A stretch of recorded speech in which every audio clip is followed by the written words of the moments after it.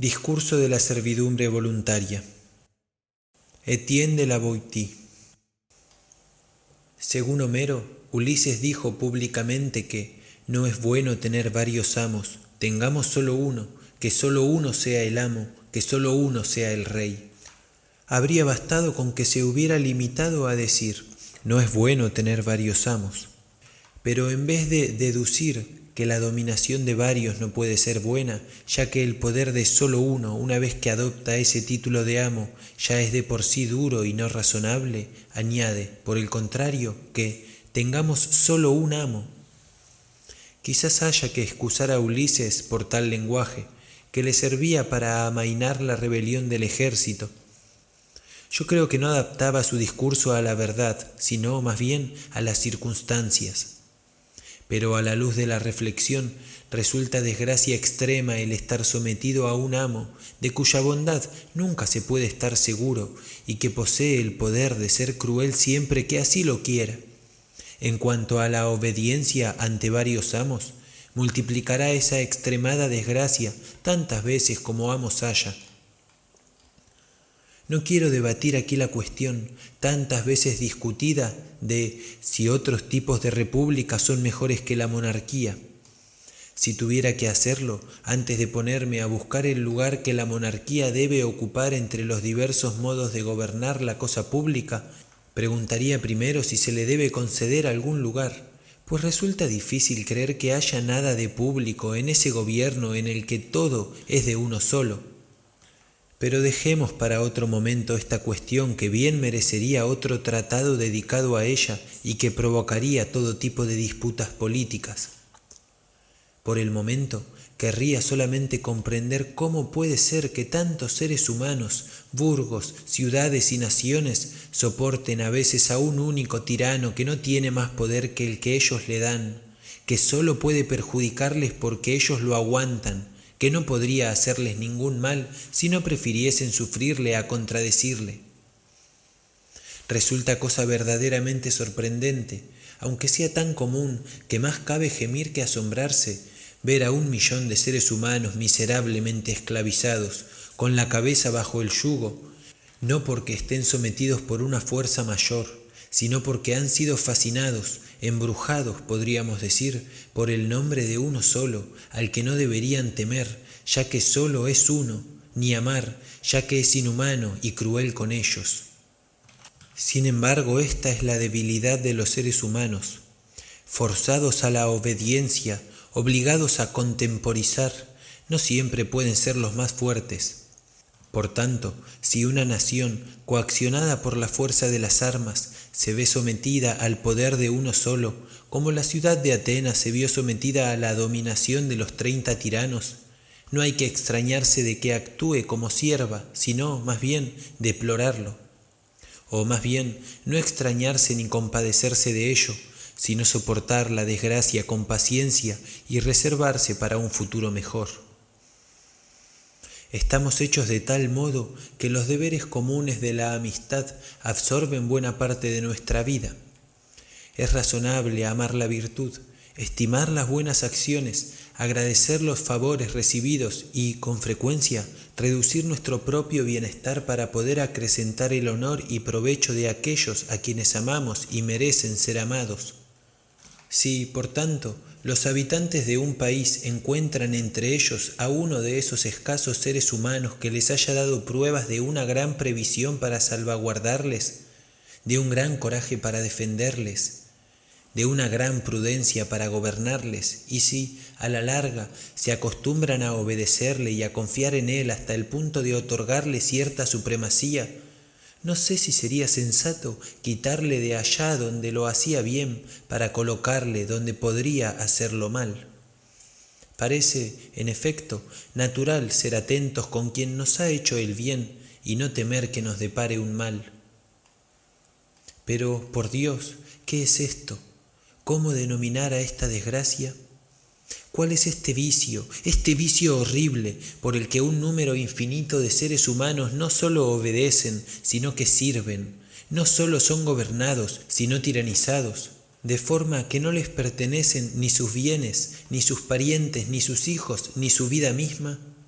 Se les ven sufrir las rapiñas, las arbitrariedades y las crueldades que les son infringidas, no por un ejército ni por una bárbara bandería frente a los que cada uno debería defender su sangre y su vida, sino por un solo hombre, no un Hércules o un Sansón, sino un hombrecito que frecuentemente es el más ruin y pusilánime de la nación, que nunca ha olido el polvo de las batallas ni apenas pisado la arena de los torneos. Un hombrecillo que no solo carece de actitudes para dirigir a la humanidad, sino incluso para satisfacer cualquier pequeño deseo. ¿Daremos nombre a esta villanía? ¿Llamaremos viles y cobardes a estos seres humanos sometidos? Si fuesen 2, 3 o 4 quienes se diesen ante un solo hombre, resultaría raro, pero no obstante posible. Quizás se podría decir con razón, les falta corazón.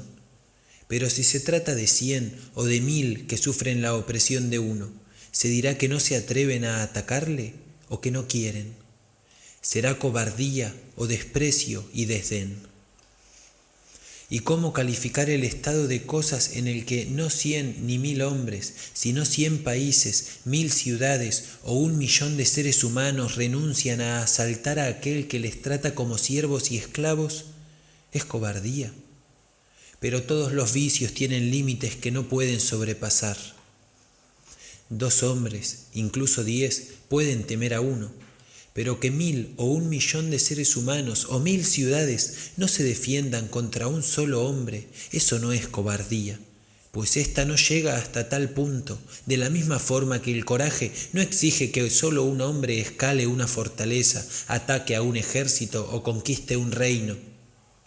¿Qué vicio monstruoso es, pues, este, que ni siquiera merece el título de cobardía, que no encuentra nombre lo bastante sucio y al que la naturaleza condena y al que la lengua no quiere nombrar? Póngase frente a 50.000 hombres armados, lánceles a la batalla y que choquen en pelea. Los unos, libres, combaten por su libertad, los otros combaten para arrebatársela. ¿Para quién será la victoria? ¿Quiénes acudirán al combate con más coraje? ¿Los que esperan tener como recompensa el mantenimiento de su propia libertad o los que, como salario por los golpes que dan y reciben, no esperan recibir más recompensa que la servidumbre de otros? Los primeros tienen siempre ante sus ojos la felicidad de su vida pasada y la espera de un bienestar similar en el futuro. Piensan menos en lo que deben soportar durante la batalla que en lo que, vencidos, tendrían que soportar ellos, sus hijos y todos sus descendientes. A los segundos, por el contrario, apenas les azuza un poco de codicia, que se atenúa repentinamente al hacer frente al peligro y cuyo ardor se extingue ante la sangre de la primera herida. En las tan renombradas batallas de Milcíades, Leónidas o Temístocles, que datan de hace 2000 años y que aún hoy viven frescas en la memoria de los libros y de los hombres, tal y como si hubiesen sido libradas ayer en Grecia por el bien de los griegos y del mundo entero. ¿Qué dio a un número tan pequeño de griegos no el poder, sino el coraje de soportar la fuerza de navíos en número tan grande que la propia mar se desbordaba para vencer a naciones tan numerosas que ni siquiera todos los soldados griegos habrían sido suficientes para abastecer de capitanes a sus ejércitos enemigos?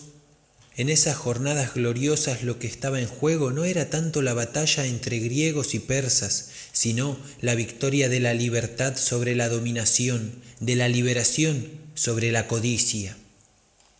Son, en verdad, extraordinarios los relatos que se refieren a la valentía que la libertad pone en el corazón de quienes la defienden.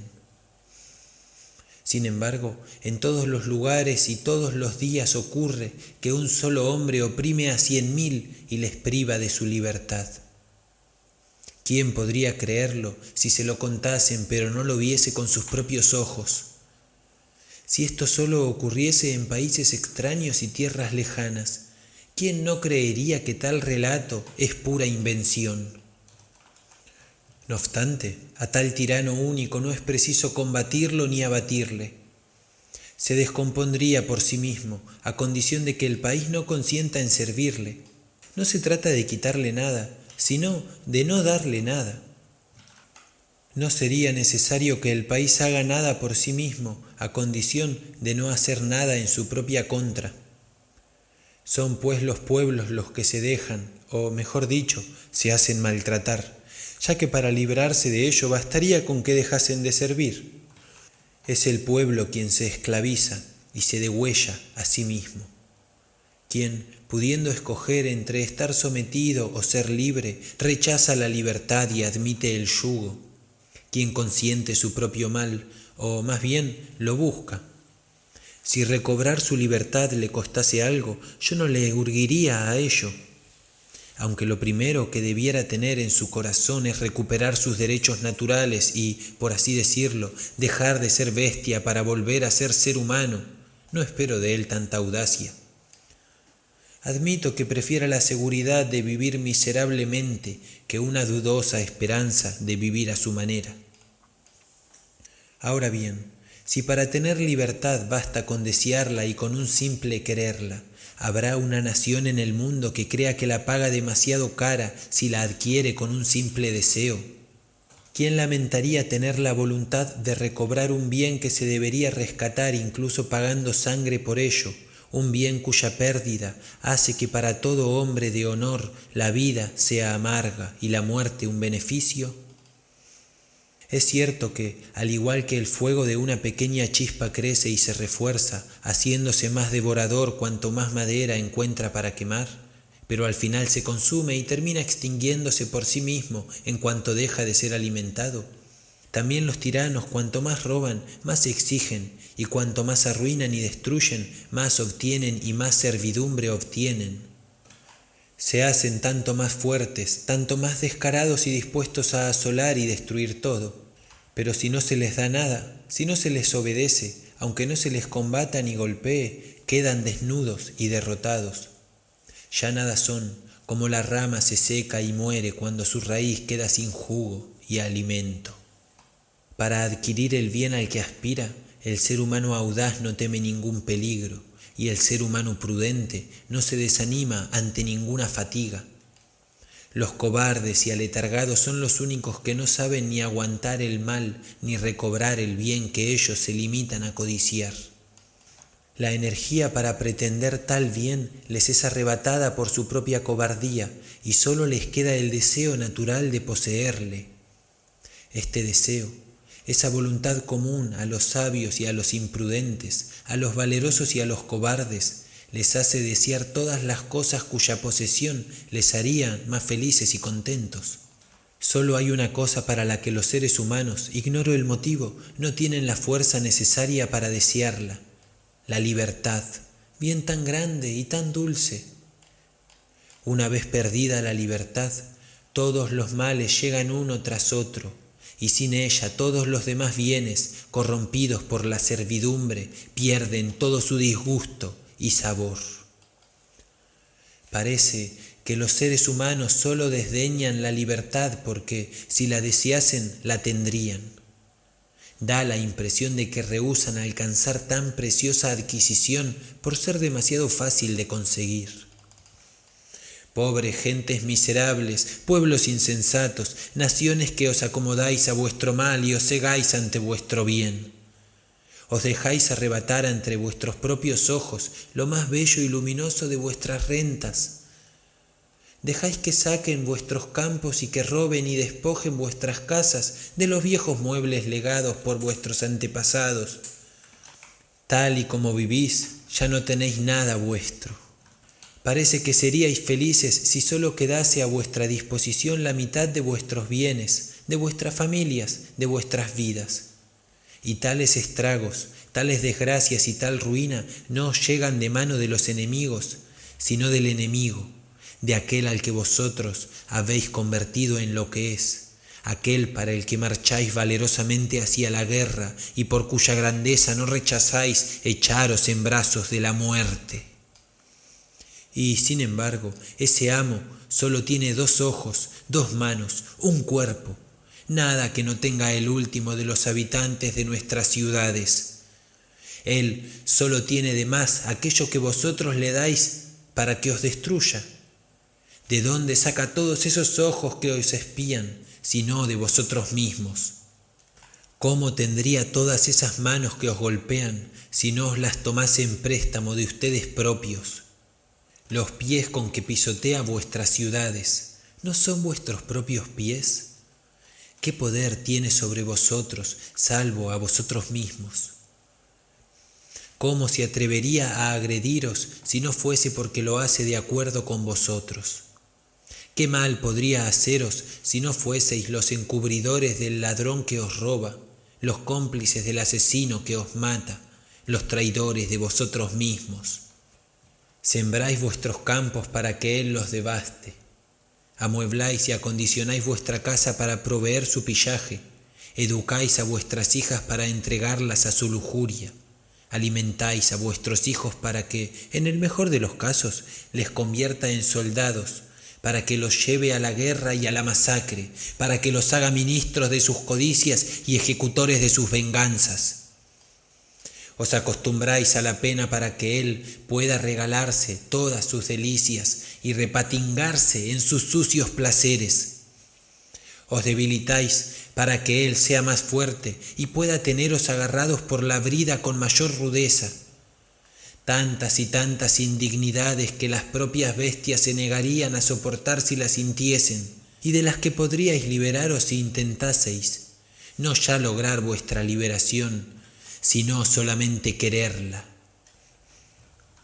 Tomad de una vez por todas la resolución de no servir y seréis libres.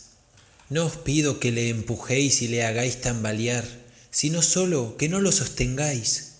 Entonces veríais cómo un gran coloso al que se le ha roto su base se derrumba por su propio peso y se destruye. Los médicos precisamente aconsejan no intentar sanar las plagas incurables, y quizás yo haya cometido un error al querer exhortar de esta manera a un pueblo que parece haber perdido desde hace mucho tiempo todo conocimiento sobre su mal, al que demuestra que su enfermedad es mortal. Busquemos pues comprender, si es posible, cómo esta obstinada voluntad de servidumbre se ha enraizado de forma tan profunda que podríamos creer que el propio amor a la libertad no es tan natural como pensamos. Creo que está fuera de duda que si viviésemos con los derechos que poseemos según la naturaleza y siguiendo los preceptos que ella nos enseña, nos someteríamos de buen grado a nuestro padre y a nuestra madre, súbditos de la razón, sin ser esclavos de nadie. Cada uno de nosotros reconoce, de manera natural, el impulso de obediencia hacia su padre y su madre. En cuanto a saber si la razón nos es innata, tema muy debatido por las academias y discutido por todas las escuelas filosóficas, no creo equivocarme si digo que hay en nuestra alma un germen natural de razón, un germen que, desarrollado por los buenos consejos y los buenos ejemplos, puede desarrollarse de forma virtuosa, pero que también puede abortar, como frecuentemente ocurre, ahogado por los vicios sobrevenidos. Lo que es claro y evidente, de manera que nadie puede ignorarlo, es que la naturaleza, ministro de Dios, gobernante de los seres humanos, en cierto modo nos ha creado y vertido en el mismo molde para mostrarnos que todos somos iguales o, mejor dicho, hermanos. Y si en la distribución que ha hecho de sus dones ha otorgado ciertas ventajas corporales o espirituales a algunos, no por ello ha querido colocarnos en este mundo como si nos encontrásemos en un campo de batalla, ni ha enviado aquí a los más fuertes o diestros para que actúen como bandoleros armados, ocultos en un bosque para maltratar a los más débiles. Más bien creemos que al repartir lotes más grandes a unos, más pequeños a otros, ha querido hacer nacer un afecto fraternal e impulsarnos a practicarlo, ya que unos disponen del poder de socorrer, mientras que otros necesitan ser socorridos. Por lo tanto, ya que esa buena madre nos ha dado a todos la tierra por residencia, ya que nos ha alojado a todos en la misma casa, ya que nos ha formado siguiendo el mismo modelo para que cada uno pueda mirarse y reconocerse en el otro como en un espejo, ya que nos ha dado a todos el bello regalo de la voz y la palabra para que nos reencontremos y fraternicemos, y para que se produzca, a través de la comunicación y el intercambio de nuestros pensamientos, la comunicación de nuestras voluntades, ya que ha buscado por todos los medios hacer y estrechar el nudo de nuestra alianza, de nuestra sociedad, ya que ha demostrado a través de todas las cosas que no solo nos quería unidos, sino que fuésemos como un solo ser. ¿Cómo dudar entonces de que somos libres por naturaleza, ya que todos somos iguales? Nadie puede pensar que la naturaleza haya colocado a nadie en situación de servidumbre, pues nos ha puesto a todos en compañía. A decir verdad, es muy inútil preguntarse si la libertad es natural, ya que a nadie puede mantenérsele en servidumbre sin dañarle. Nada hay en el mundo más contrario a la naturaleza, completamente razonable, que la injusticia. La libertad es, por tanto, natural. Por eso, en mi opinión, no solo hemos nacido con la libertad, sino también con la pasión de defenderla. Y si por casualidad aún encontramos a quienes dudan de eso, embrutecidos hasta el punto de no reconocer sus dones ni sus pasiones originales, será preciso que les rinda los honores que se merecen y eleve, por así decirlo, a los animales hasta la tarima de la cátedra para enseñarles su naturaleza y su condición. Los animales, Dios me ayude, gritan «¡Viva la libertad!» a los seres humanos si quieren escucharle. Varias de estas bestias muerden rápidamente una vez que son capturadas. Como el pez que pierde la vida fuera del agua, se dejan morir para no seguir viviendo una vez perdida su libertad natural. Si entre los animales hubiera jerarquías de tal libertad, harían su nobleza. Otras bestias, grandes o pequeñas, al ser capturadas muestran tan grandes resistencias, con sus garras, cuernos y picos y patas, que demuestran claramente el precio que asignan a aquello que pierden. Una vez capturadas, dan tantos evidentes signos de que conocen su desgracia que resulta bello verles languidecer más que vivir, gemir por su felicidad perdida más que disfrutar en servidumbre. Cuando el elefante, ya a punto de ser capturado y sin esperanza, tras haberse defendido hasta el último aliento, clava sus mandíbulas y rompe sus dientes contra los árboles, ¿no quiere acaso decir así que su gran deseo de permanecer libre le ha dotado del espíritu y la astucia del mercader frente a los cazadores, a los que trata de comprar, pagando con sus propios dientes y su marfil como precio de su libertad? Al caballo le acariciamos desde su nacimiento para acostumbrarle a servir. Pero nuestras caricias no impiden que cuando se le quiere domar muerda su freno y cosee al sufrir la espuela. Creo que de esa forma quiere dar testimonio de que si sirve no lo hace de buen grado, sino forzado. ¿Qué decir entonces? Hasta los bueyes gimen bajo el yugo y los pájaros se quejan en la jaula. He dicho ya en verso en otra ocasión. Así pues, ya que todo ser provisto de sentimientos siente la desgracia de la opresión y corre hacia la libertad, ya que las bestias, incluso aquellas destinadas al servicio del ser humano, solo se someten tras protestar y expresar un deseo contrario. ¿Qué desgracia puede haber desnaturalizado al ser humano, único ser que verdaderamente ha nacido para ser libre, hasta el punto de hacerle perder el recuerdo de su primer estado y el deseo de recuperarlo? Hay tres tipos de tiranos. Unos reinan por elección del pueblo, otros por la fuerza de las armas, y los del tercer tipo reinan por sucesión de casta. Aquellos que han adquirido el poder por el derecho de guerra, a ello ajustan su comportamiento, sabiéndolo y proclamándolo como en país conquistado. Aquellos que nacen reyes no son, en general, mucho mejores.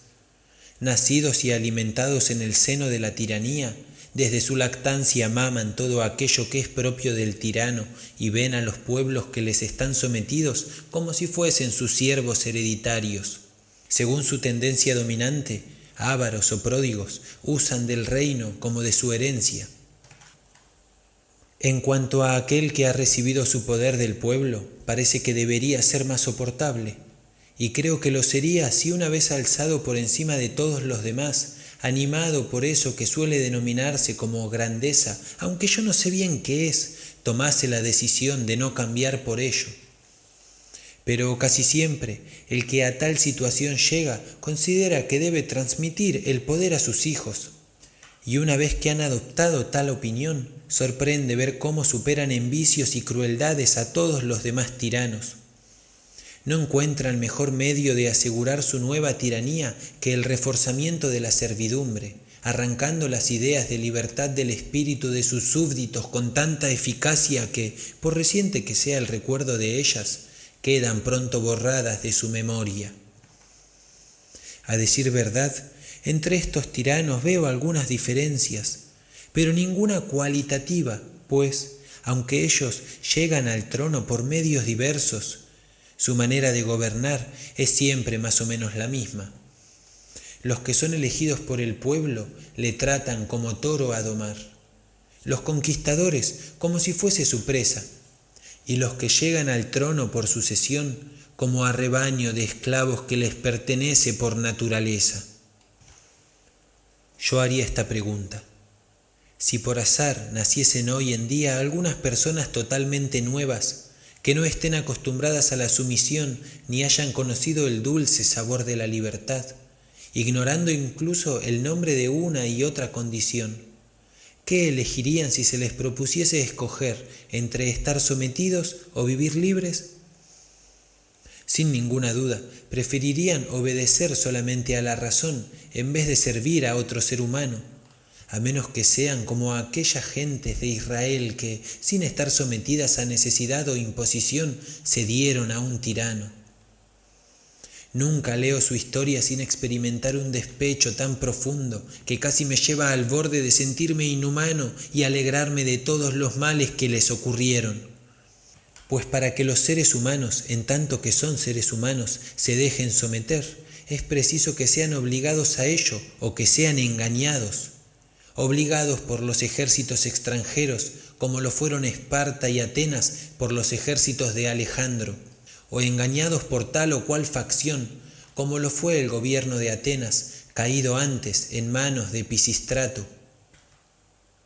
Con frecuencia los seres humanos pierden su libertad por ser engañados, pero engañados por sí mismos, con más frecuencia que seducidos por otros. Así, el pueblo de Siracusa, capital de Sicilia, presionado por las guerras y tomando en cuenta solamente el peligro inmediato, eligió a Dionisio I y le dio el mando de su ejército, sin darse cuenta de que le había hecho tan poderoso que cuando este malvado retornó, triunfal como si hubiera vencido a sus conciudadanos más que a sus enemigos, se proclamó primero general, luego rey y finalmente rey tirano. Resulta increíble ver cómo el pueblo, una vez que se encuentra sometido, cae frecuentemente en un olvido tan profundo de su libertad que le resulta imposible despertar para reconquistarla. Sirve tan bien y tan voluntariamente que se diría que no solo ha perdido su libertad, sino que ha ganado su servidumbre. Es verdad que al comienzo sirve forzado a ello y vencido por la fuerza, pero los sucesores sirven sin lamentarlo y hacen de buen grado lo que sus antecesores habían hecho bajo coacción. Los seres humanos nacidos bajo el yugo y por tanto alimentados y educados en la servidumbre sin ningún otro horizonte, se contentan con vivir tal y como han nacido y no piensan en tener más bienes o derechos que aquellos con los que se han encontrado. Consideran que la condición en que han nacido es su condición por naturaleza. Sin embargo, no hay heredero, por pródigo o indolente que sea, que no dirija en algún momento su mirada sobre los archivos de su padre para ver si dispone de todos los derechos de sucesión y comprobar que nada se ha hecho en contra suya o de su predecesor. Pero la costumbre, que ejerce en todos los ámbitos tan gran poder sobre nosotros, tiene, ante todo, el poder de enseñarnos a servir y, como se dice de Mitríades, que terminó por acostumbrarse al veneno, el poder de enseñarnos a tragar el veneno de la servidumbre sin encontrarlo amargo. No cabe duda de que la naturaleza nos dirige hacia donde ella quiere, tanto si nos ha favorecido como si nos ha desfavorecido, pero hay que confesar que tiene menos poder sobre nosotros que la costumbre. Por bueno que sea nuestro natural, se pierde si no es alimentado, y la costumbre nos modela siempre a su manera, pese a la naturaleza. Las semillas de bien que la naturaleza pone en nosotros son tan pequeñas y frágiles que no pueden resistir el más mínimo choque con una costumbre de signo contrario. A tales semillas les resulta mucho más difícil alimentarse que envilecerse y degenerar, como esos árboles frutales que conservan los caracteres de su especie si se les deja crecer, pero que, según el injerto que se les haga, los pierden y dan frutos diferentes a los que les son propios. También las hierbas tienen cada una de ellas sus propias propiedades, su natural, su singularidad. Sin embargo, su tiempo de vida, las intemperies, el sol o la mano del jardinero aumentan o disminuyen en gran medida sus virtudes. La planta vista en un país resulta con frecuencia irreconocible en otro. Aquel que viese a los venecianos, un puñado de gentes viviendo tan libremente que ni siquiera el más miserable de ellos querría ser rey, nacidos y educados de manera que no conocen más ambición que la de conservar su libertad, educados y formados desde la cuna, de tal forma que no cambiarían una brizna de su libertad a cambio de todas las demás felicidades de la tierra. Aquel, digo, que viese a esas personas y después se fuese al dominio de algún gran señor en el que encontrase personas que sólo han nacido para servir a éste y que para mantenerle abandonan su propia vida. ¿Pensaría que estos dos pueblos tienen la misma naturaleza? ¿No creería más bien que ha salido de una ciudad humana para entrar en un zoológico? Se cuenta que Licurgo, el legislador de Esparta, había criado a 2 perros, hermanos y alimentados con la misma leche. Uno de ellos estaba siempre en la cocina, mientras que el otro solía correr por los campos al son de la trompeta y el cuerno, queriendo demostrar a los lacedemonios que los hombres son tales como la cultura los ha hecho. Exhibió a ambos perros públicamente y puso entre ellos una sopa y una liebre. Uno corría hacia el plato, el otro hacia la liebre. Y sin embargo, dijo, ambos son hermanos. Licurgo, con sus leyes y su arte político, educó y formó tan adecuadamente a los lacedemonios que cada uno de ellos prefería sufrir 1000 muertes antes que someterse a más amos que la ley y la razón. Me place recordar ahora una anécdota referida a uno de los favoritos de Jerjes, gran rey de Persia, y a 2 espartanos. Cuando Jerjes preparaba su guerra para la conquista de toda Grecia, envió embajadores a varias ciudades del país para pedirles agua y tierra, que era la manera utilizada por los persas para reclamar la rendición de las ciudades. Pero se guardó mucho de enviarles a Esparta o a Atenas, pues antes lo había hecho su padre Darío, y los espartanos y atenienses habían arrojado a algunos de sus enviados a los fosos y a los restantes a los pozos, diciéndoles, ahí están, tomad agua y tierra y llevadlas a vuestro príncipe. Estas gentes no podían sufrir que se atentase contra su libertad, ni siquiera a través de la menor de las palabras. Los espartanos reconocieron que al actuar así habían ofendido a los dioses, sobre todo a Taltibio, dios de los mensajeros. Para apaciguarles decidieron enviar a Jerjes 2 de sus conciudadanos para que dispusiese de ellos como quisiera y pudiesen vengar así el asesinato de los embajadores de su padre. 2 espartanos, Espertias y Bulis, se ofrecieron voluntariamente como víctimas y partieron. Una vez llegados al palacio de un persa llamado Hidarnos, delegado del rey para todas las ciudades costeras de Asia, éste les acogió con muchos honores, les dedicó grandes atenciones y, poco a poco, les preguntó por qué motivo rechazaban tan tajantemente la amistad del rey, diciéndoles, espartanos, por mi ejemplo podéis ver cómo el rey sabe honrar a quienes lo merecen. Si estuvieseis a su servicio y os hubiese conocido, seríais gobernadores de alguna ciudad griega. Los lacedemonios respondieron: en esto no puedes darnos buen consejo, ya que, si bien has probado la felicidad que nos prometes, tú desconoces completamente aquella de la que nosotros disfrutamos. Has experimentado el favor del rey, pero no conoces el delicioso gusto de la libertad. Si la hubieras probado, nos aconsejaríais defenderla, no solo con la lanza y el escudo, sino también con uñas y dientes. La verdad solo estaba en boca de los espartanos, pero cada cual estaba hablando según la educación recibida. Al persa le era tan imposible añorar la libertad que nunca había disfrutado, como a los lacedemonios que la habían saboreado aceptar la esclavitud. Catón de Utica, aún niño y bajo el tutelaje de su maestro, visitaba con frecuencia al dictador Sila, a cuya casa tenía acceso a causa del rango de su familia y de sus vínculos de parentesco. En estas visitas iba siempre acompañado por su preceptor, siguiendo la costumbre romana para los hijos de los nobles. Un día observó que en la propia residencia de Sila, en su presencia o por orden suya, se hacía prisioneros a los unos, se condenaba a los otros, se desterraba a éste o se estrangulaba a aquel. Uno pedía la confiscación de los bienes de un ciudadano, otro pedía su cabeza. En resumen, lo que allí ocurría no era propio de la casa de un magistrado de la ciudad, sino de la de un tirano sobre el pueblo.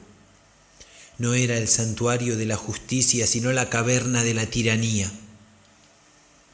Ese joven muchacho dijo a su preceptor: ¿por qué no me dais un puñal? Lo ocultaría bajo mi ropa. Con frecuencia entro en la habitación de Sila antes de que se haya levantado. Mi brazo es lo suficientemente fuerte para liberar de él a la ciudad.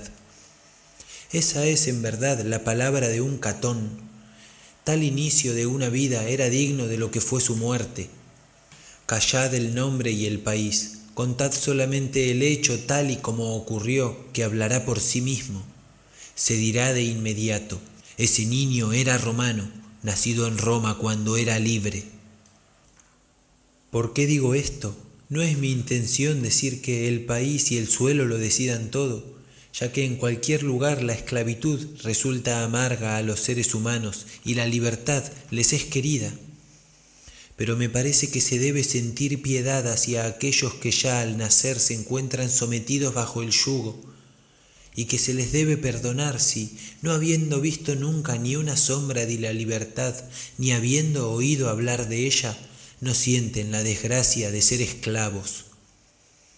En aquellos países en los que, como atribuía Homero al país de los cimerios, el sol se manifiesta de forma muy diferente que a nosotros, ya que en ellos tras 6 meses consecutivos de claridad vienen otros 6 meses de oscuridad.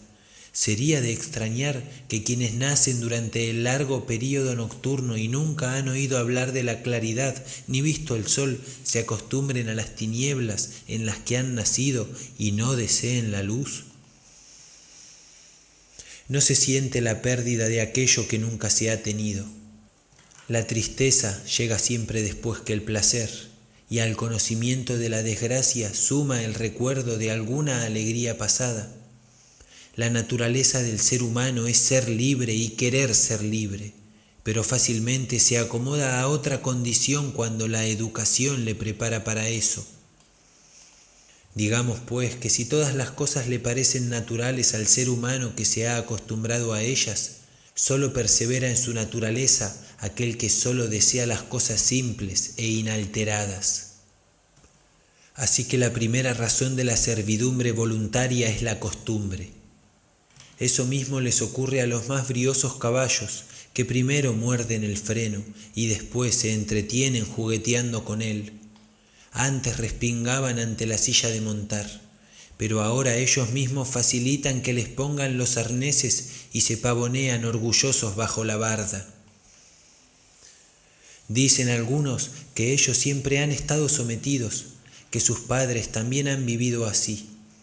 Piensan que están hechos para soportar el mal y se persuaden de ello por medio de ejemplos, consolidando ellos mismos, con el paso del tiempo, la posesión de aquellos que les tiranizan. Pero el paso de los años no otorga el derecho a actuar mal. Por el contrario, acrecienta la injuria. En verdad, hay algunos que, mejor nacidos que otros, sienten el peso del yugo y no pueden evitar intentar sacudírselo, ni se adaptan nunca al sometimiento, y que, al igual que Ulises buscaba por tierra y mar volver a ver el humo de su casa, no han olvidado sus derechos naturales, sus orígenes, su estado primero, y aprovechan cualquier ocasión para reivindicarlos. Dado que tienen el entendimiento limpio y el espíritu clarividente, ellos no se contentan, como los ignorantes, en ver lo que está bajo sus pies sin mirar hacia atrás ni hacia adelante. Rememoran las cosas pasadas para juzgar el presente y prever el futuro.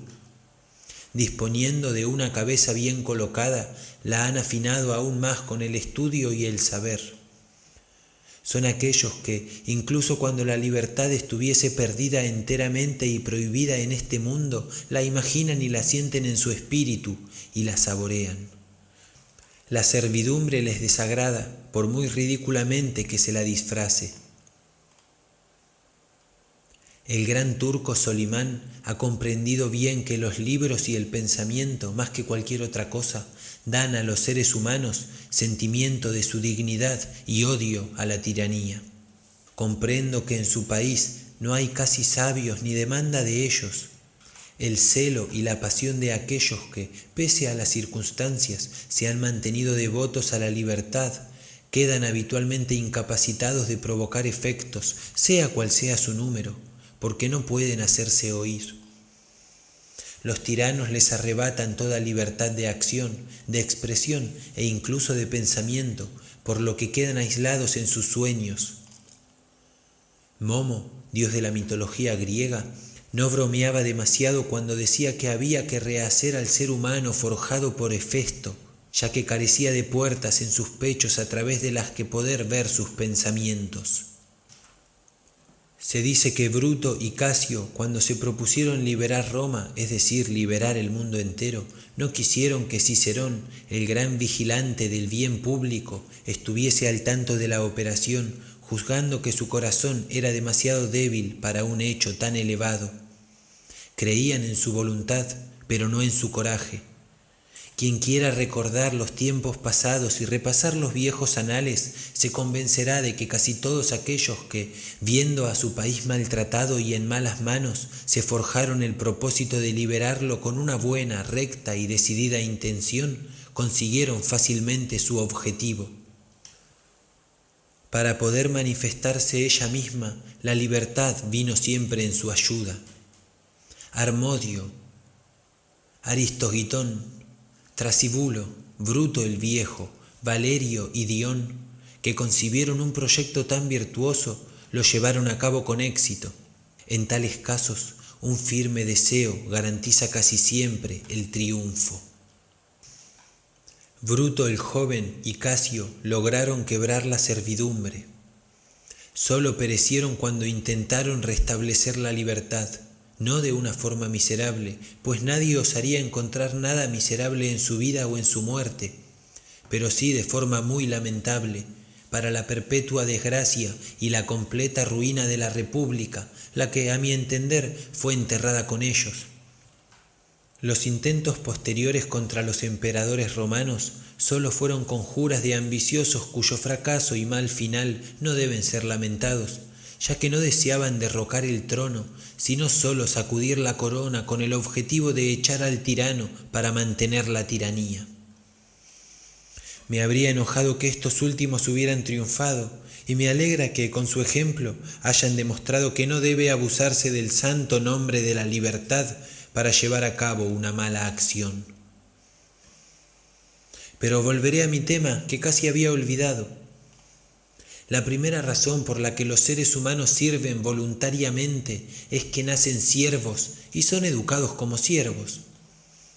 De esa razón se deriva otra. Bajo los tiranos, las personas se hacen rápidamente cobardes y pusilánimes. Agradezco al gran Hipócrates, padre de la medicina, haberlo resaltado tan claramente en su libro Las enfermedades. Era un hombre de buen corazón, y lo demostró cuando el rey de Persia quiso atraerle hacia él con grandes ofrendas y presentes.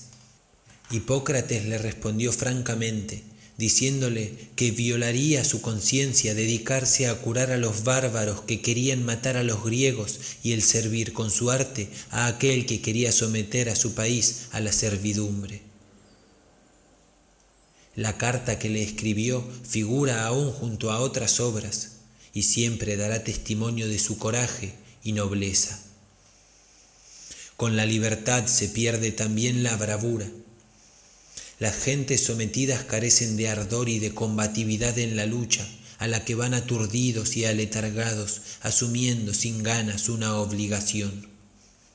No bulle en su corazón ese ardor de la libertad que hace despreciar el peligro y anima a ganar, junto a los compañeros, el honor y la gloria, incluso al precio de una bella muerte. Entre los seres humanos libres ocurre todo lo contrario, cada uno para todos y para sí mismo. Saben que todos recogerán partes iguales del mal de la derrota o del bien de la victoria. Pero las personas sometidas, carentes de coraje y vivacidad, llevan bajeza y flojedad en el corazón, lo que les hace incapaces de cualquier gran acción. Los tiranos lo saben muy bien y hacen todo lo posible para apoltronarles aún más. El historiador Jenofonte, uno de los más serios y estimados entre los griegos, escribió un pequeño libro en el que establecía un diálogo entre Simónides y Herón, tirano de Siracusa, sobre las miserias del tirano. Este libro está lleno de buenas e importantes lecciones, expuestas con una gracia infinita. Quisiera Dios que todos los tiranos que han existido hubiesen tomado este libro como espejo. En él habrían reconocido sus taras y se habrían avergonzado de sus faltas. Este tratado habla de la pena que cae sobre los tiranos, ya que, al hacer mal a todos han de temer. Dice, entre otras cosas, que los malos reyes toman a su servicio mercenarios extranjeros porque no se atreven a dar armas a sus súbditos, a los que han maltratado. En Francia, incluso, más en otras épocas que en esta, algunos buenos reyes han tenido a sueldo tropas extranjeras, pero era más bien para salvaguardar a sus súbditos, sin reparar en gastos a la hora de proteger a los hombres. Esa era también, creo yo, la opinión del gran Escipión el africano, que prefería haber salvado la vida de un ciudadano que haber destruido a 100 enemigos. Pero lo cierto es que el tirano solo cree tener asegurado su poder si ha conseguido que sus súbditos sean seres humanos sin valor.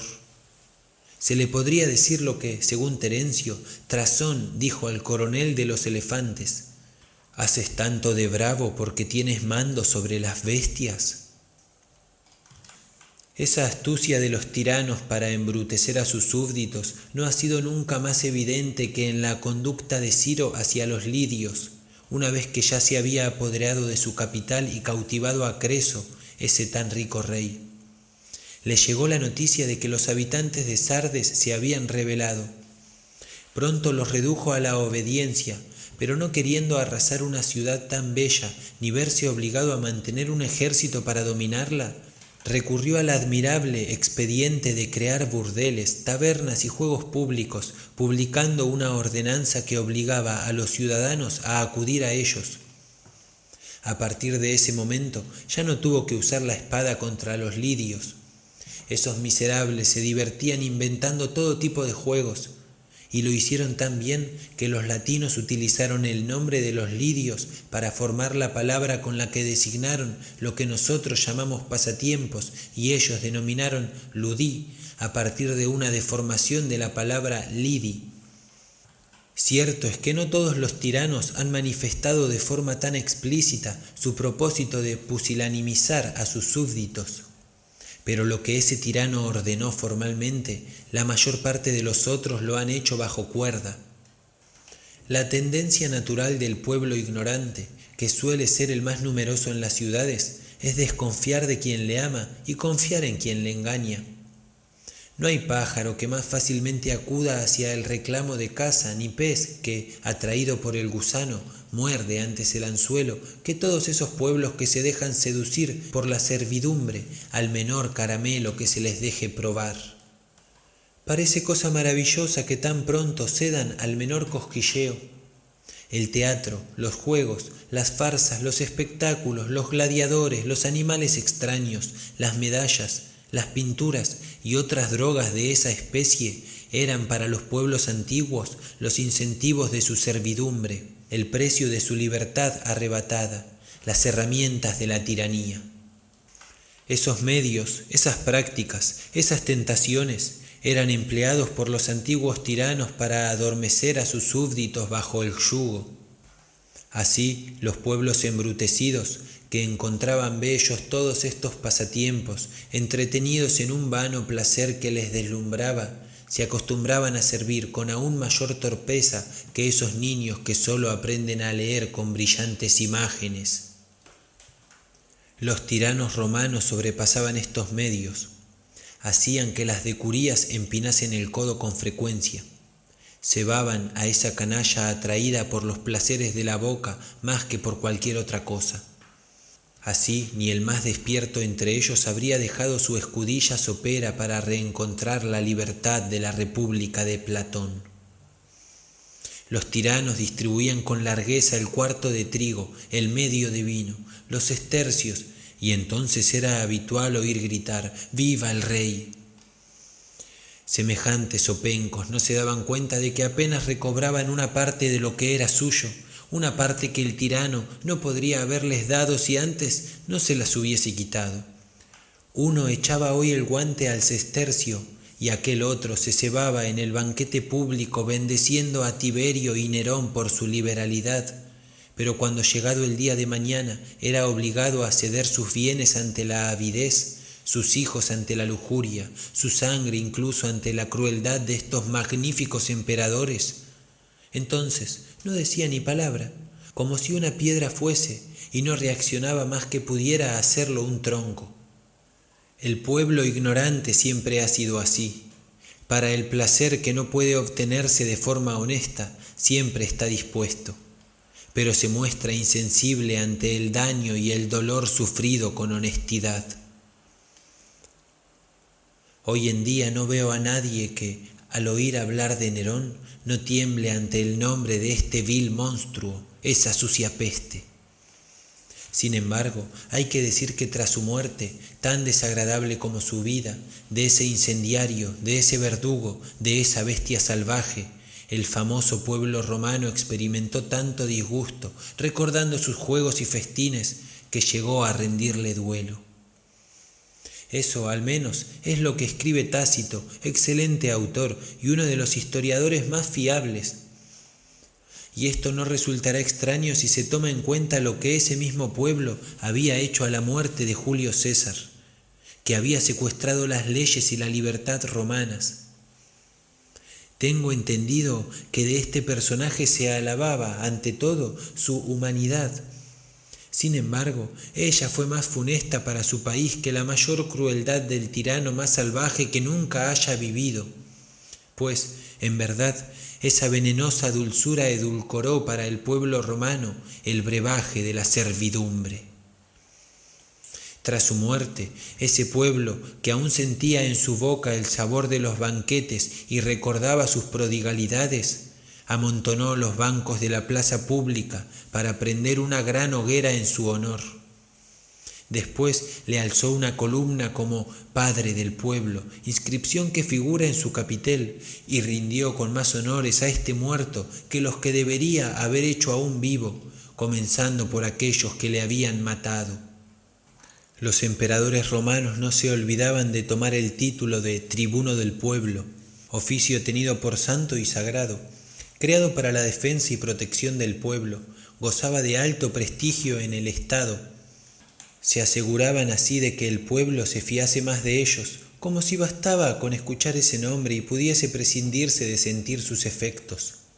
Pero no se comportan mejor los que hoy, antes de cometer los peores crímenes, los preceden siempre de algunos bonitos discursos sobre el bien público y el alivio de los desgraciados. Son bien conocidas las fórmulas de las que hacen uso con tanta finura. ¿Pero puede hablar de sutileza allá donde hay tanta impudicia?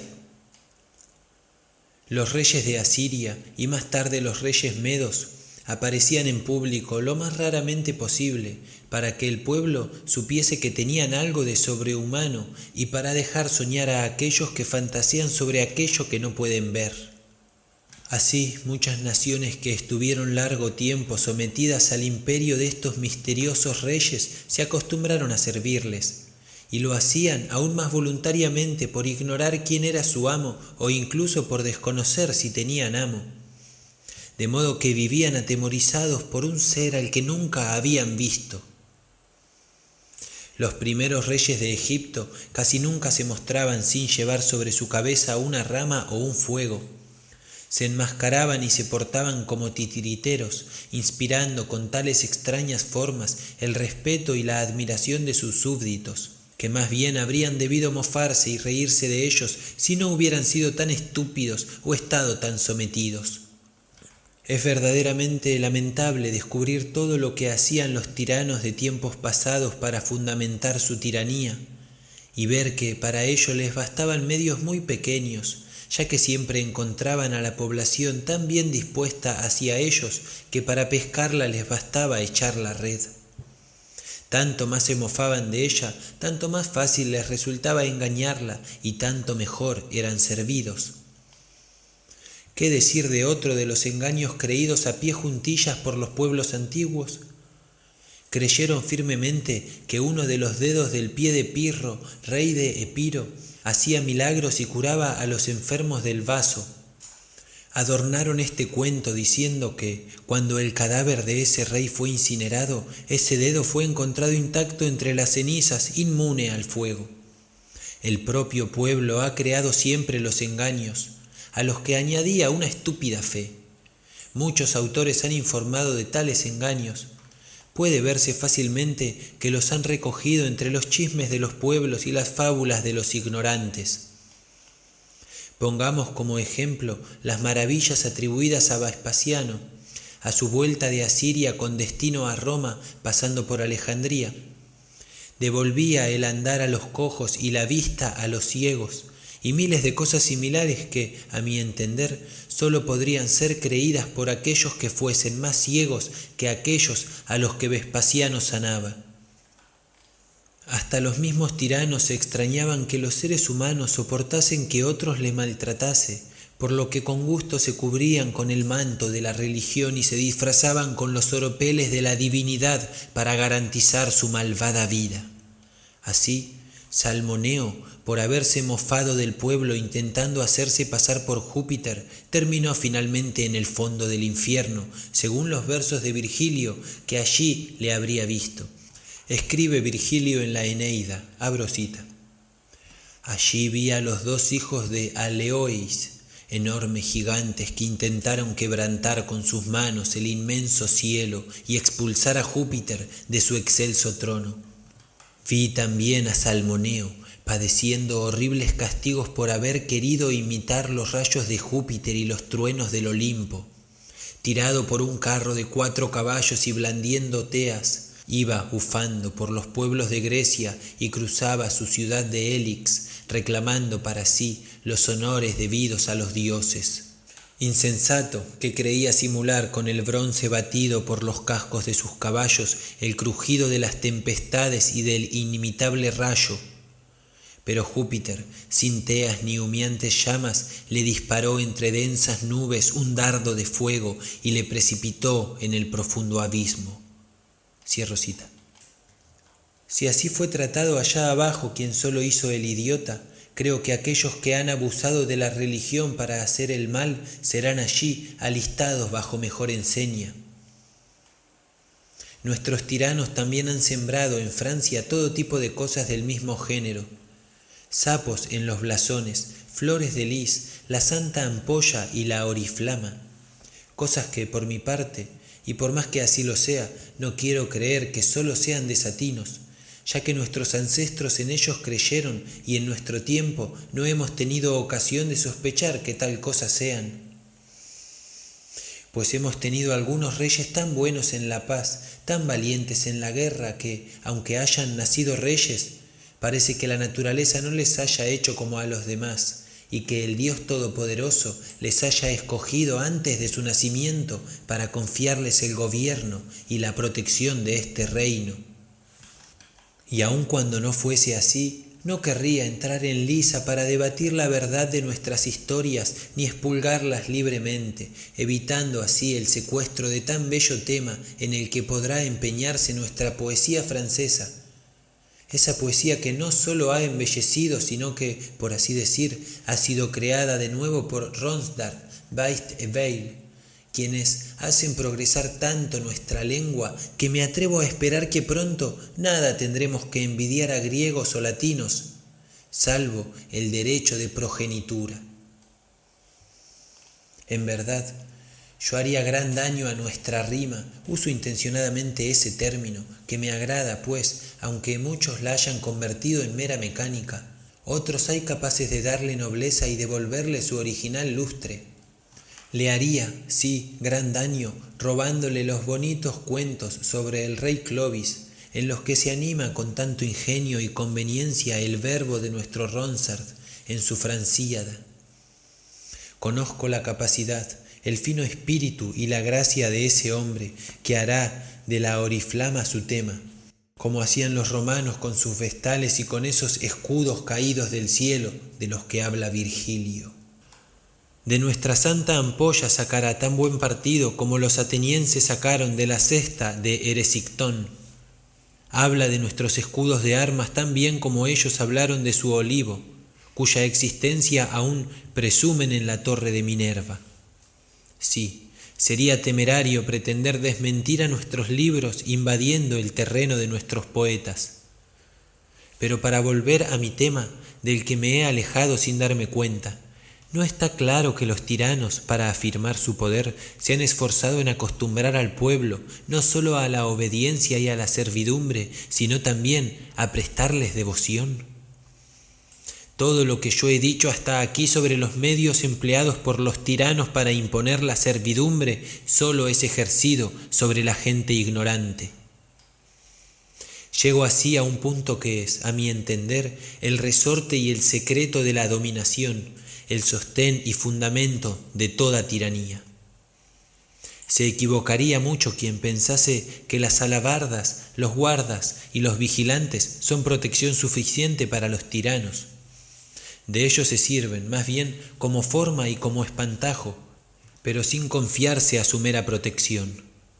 Los arqueros pueden impedir el acceso al palacio de los incapaces sin medios para hacer daño, pero no a personas audaces y bien armadas. El número de emperadores romanos que escaparon del peligro gracias a sus arqueros es menor al de aquellos emperadores que murieron a manos de sus propios arqueros. Quienes defienden a un tirano no son los hombres de caballería o infantería, ni las armas, sino 4 o 5 hombres que le sostienen y someten ante él a todo el país. Puede ser difícil de creer, pero es la exacta verdad. Siempre ha sido así. 5 o 6 hombres a los que el tirano escucha, llegados hasta él por su propia voluntad o porque él los ha llamado para ser los cómplices de sus crueldades, los compañeros de sus placeres, los rufianes de sus voluptuosidades y los beneficiarios de sus rapiñas. Esa media docena de hombres moldean tan bien a su jefe que la maldad de éste hacia la sociedad ya no es sólo la suya propia, sino también la de los suyos. Esos 6 hombres tienen debajo a 600, a los que corrompen al igual que corrompieron al tirano. Y de esos 600 dependen 6.000, a los que promueven otorgándoles el gobierno de las provincias o el manejo de los dineros para tenerles atrapados por su codicia o su crueldad. De manera que las ejercen por delegación y hagan tanto mal que no puedan quedar en la sombra y que solo gracias a su protección puedan escapar a las leyes y al castigo. Grande es también el número de los que siguen a estos.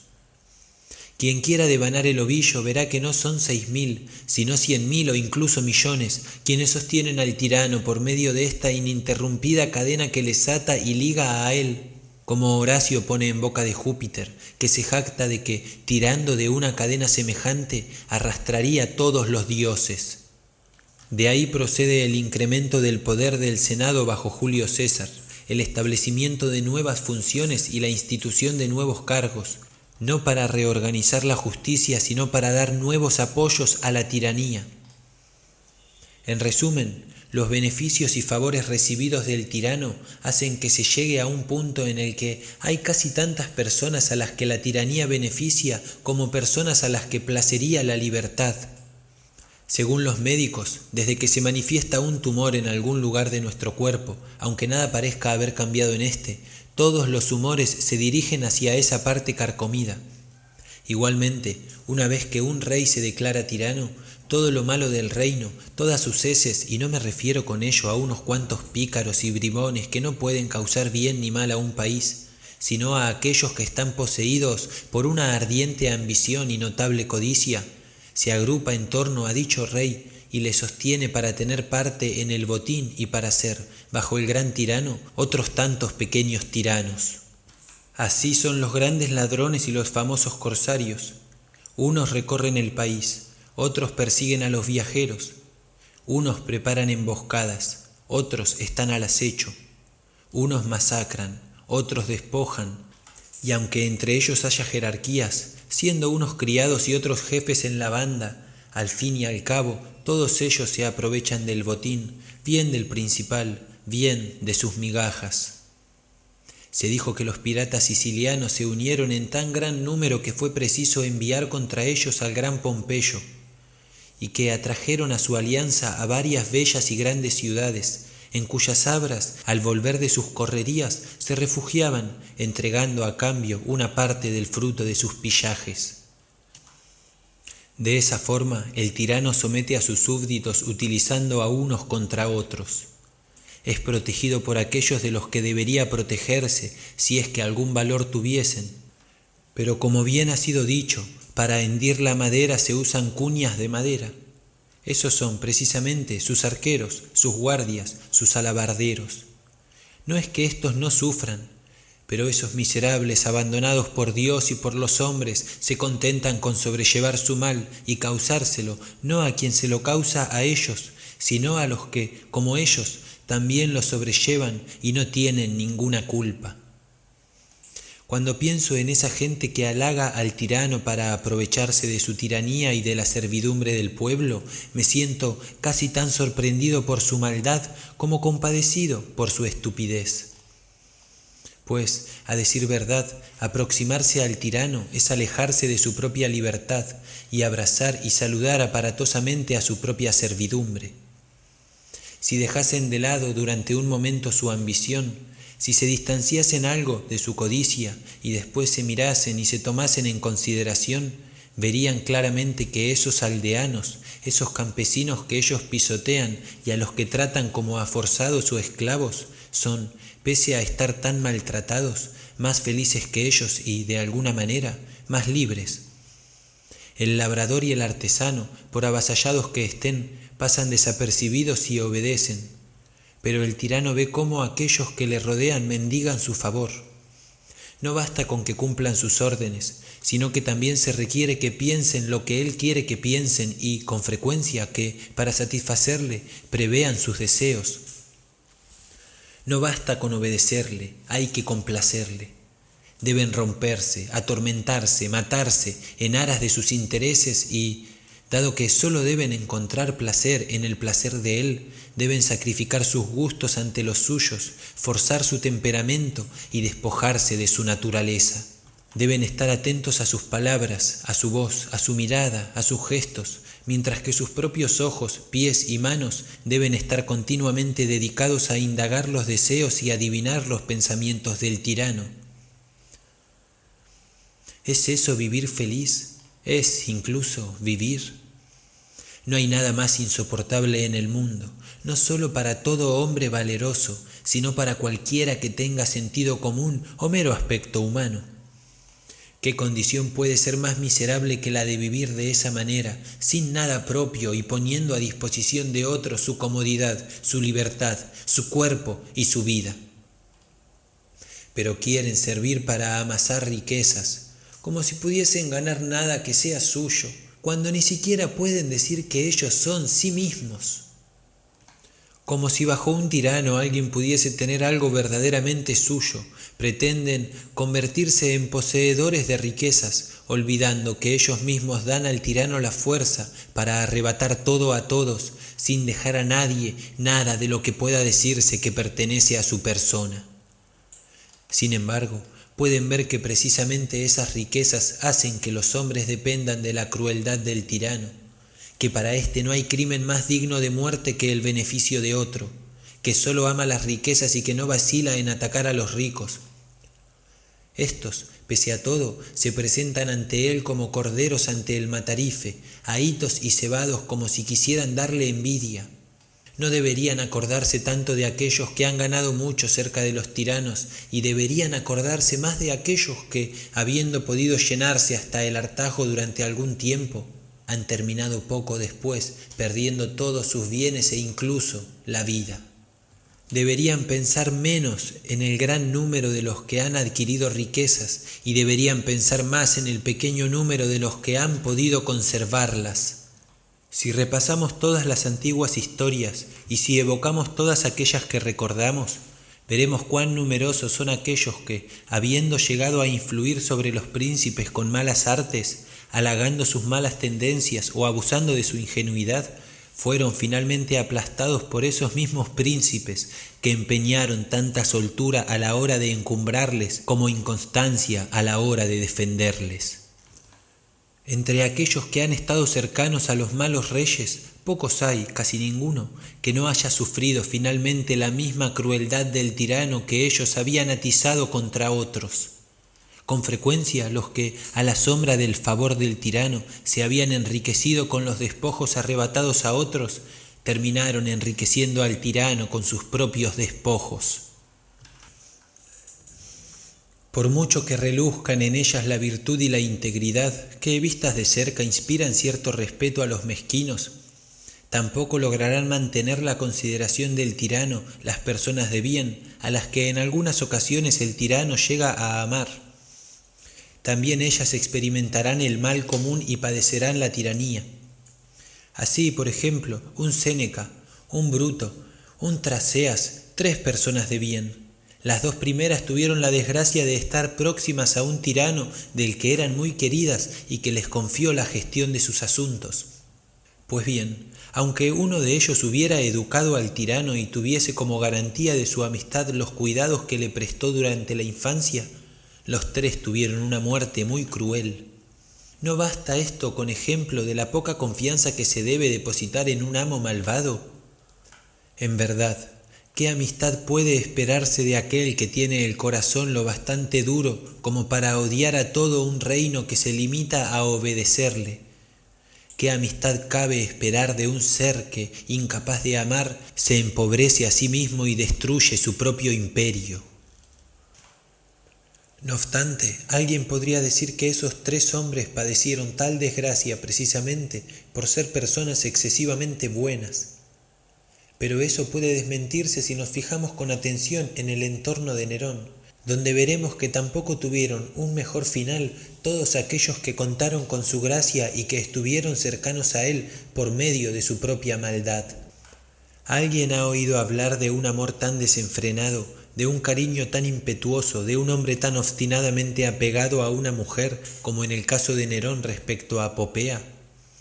Sin embargo, él mismo la envenenó. Para colocarle en el trono, su madre Agripina había matado a su propio marido Claudio. Para favorecerle, todo hizo y todo sufrió. No obstante, fue su hijo, su bebé, al que había convertido en un emperador, quien le arrebató la vida tras haberla maltratado frecuentemente.